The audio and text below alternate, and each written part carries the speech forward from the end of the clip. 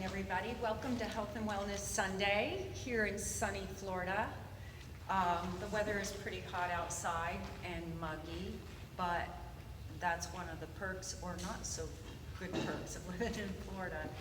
Anyway, thank you for the emails, the response, and Kathy, I am not a hair person. I know I could stand to do my hair, but that I'm just not a hair person. What you see is what you get. So anyway, and in response to Eric, why does your breath smell when you're on an all-meat diet? You're doing the keto diet. Bad breath from the keto diet. The specific culprit is acetone, like nail polish remover, a ketone that it exits the body in your urine and in your breath and in your sweat. The ketones are the fatty acids that are produced from fat in the liver and has a distinct, unpleasant smell. I'm sure it does a lot for your love life there, Eric.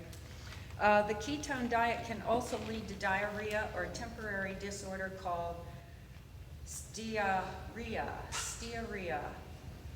disorder, which is an oily, smelly poop, which often floats because they have a higher gas content and pale in color, which in oil anal gland leakage or some level of fecal incontinence may occur.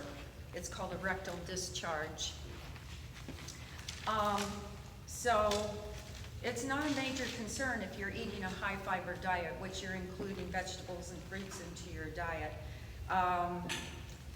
The saying, you are what you eat, that's wrong. You are what you absorb. If you're not absorbing the micronutrients and the macronutrients into your diet, that's a sign of malnutrition. If you've got ketosis and smelly breath and smelly poop too, if you're eating a high fat content diet, it could be from malabsorption of nutrients. Well, anyway, I wanted to talk about the lymphatic system today, and also I'm going to be demonstrating the clean and press for you.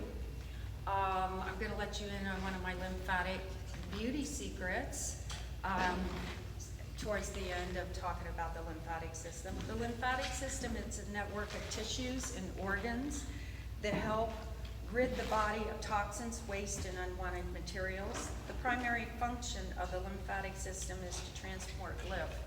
It's a fluid containing infection-fighting white blood cells through the body.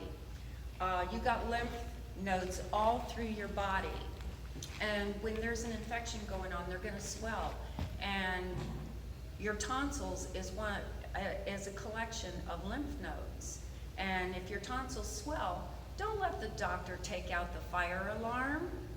Find out the source, what's causing the infection. Treat the source. Don't shut off the fire alarm. So anyway, there are hundreds of lymph nodes in the human body. They are located deep inside the body, such as around the heart and lungs, and closer to the surface also, such as under the arms, in your groin area, your legs, your knees. Unlike blood, which flows throughout the body in continual lymph flows only in one direction, upward towards the neck. The lymphatic vessels connect to two subclavian veins. That's there by your collarbone, just above the collarbone, and is located on either side of the neck. The fluid re-enters the circulatory system there in those veins. When bacteria are recognized in the lymph fluid, the lymph nodes make more infection-fighting white blood cells, which can cause swelling in the nodes, such as your tonsils. Inflammation can result in the enlargement of lymph nodes throughout the body. So anyway, the lymph system, unlike the blood vessels and the arteries, do not have muscles inside the inner walls that moves the blood alone. The lymph it flows slowly.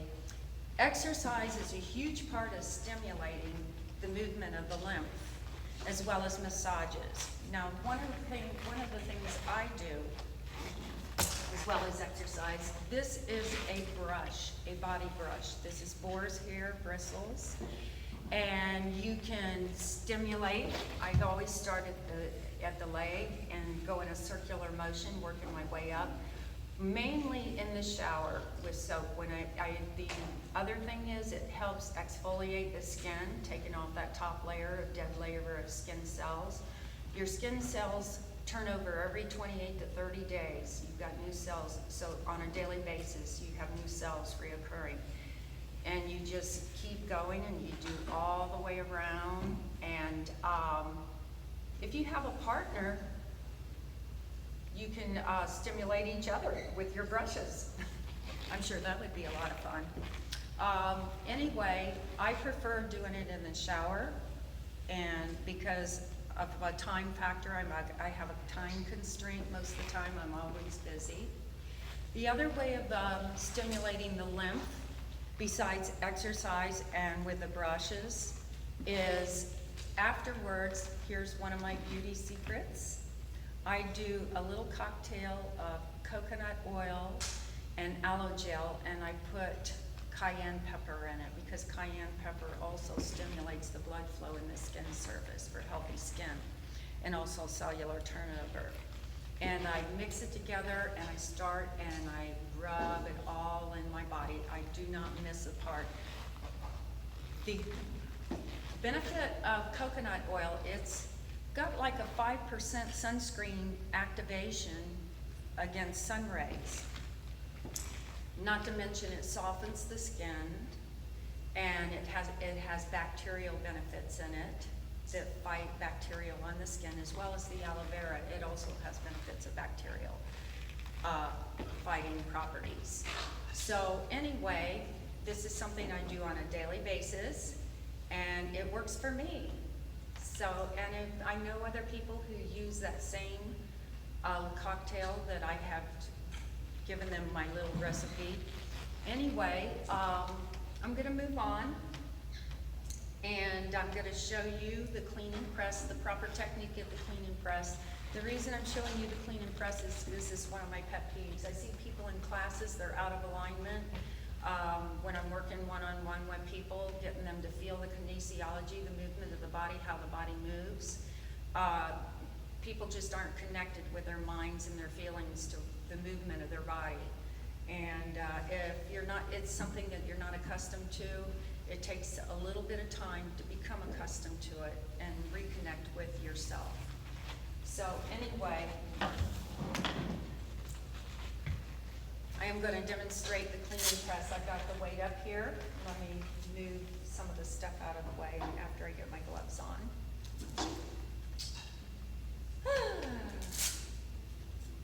So anyway, I'm saying that as a filler. Don't mind me. Okay, on the clean and press, your thumbs are just outside your thighs right here. The shoulders come up, back, and down. The clean and press is all about the muscle, the chain of posterior muscles from the back of your legs, your hamstrings, your glutes, your back, your triceps, the back of your shoulders, your upper back. It hits every one of those muscles. When you bring that bar up, the elbows come out.